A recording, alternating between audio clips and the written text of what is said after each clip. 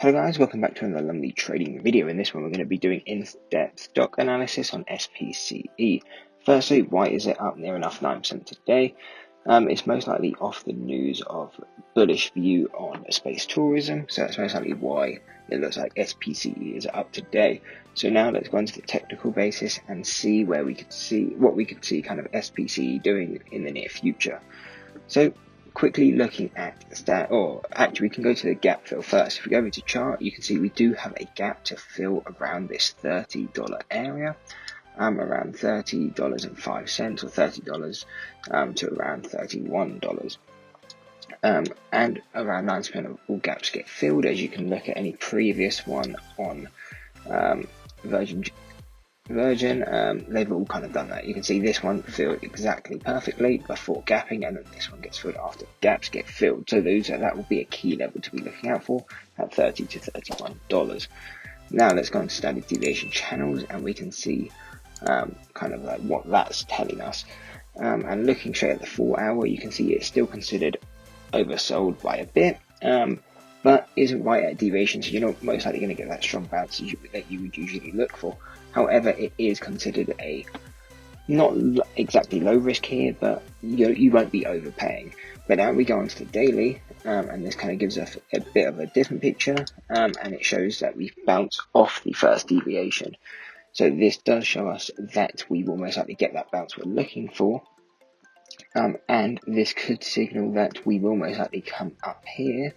Instead of breaking down further, but instead to come up and test this $30 to $31 gap, and most likely fill it.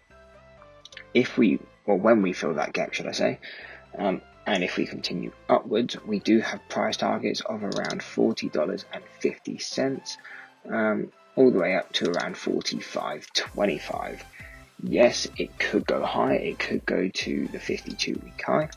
And if so, you can kind of see the targets on screen at 55, 50, and so on.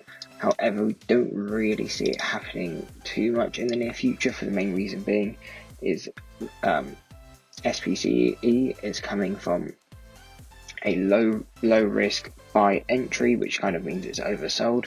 So it'd be very unlikely for it to go oversold to overbought, which would be probably more around to the 55 area or even $50 area in the near future. So within the next week, 2, or maybe even 3, we don't really see it breaking out of the $45 range, at least in my opinion.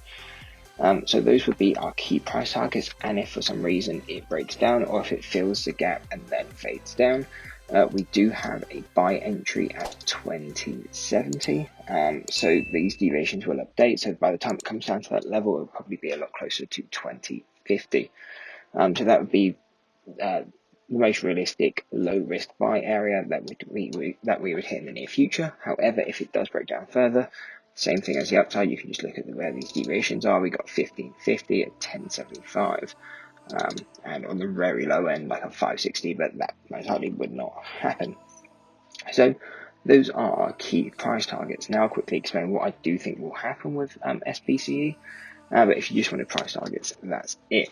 So what I kind of see happening with SPCE, we can actually go into a daily chart, is that here we are bouncing off that first deviation. So it did look like before that we were getting this bounce and then it was fading, and then going to break down further. However, off the good space tourist news, it's kind of bouncing up now and continuing its uptrend on both a fundamental and technical basis.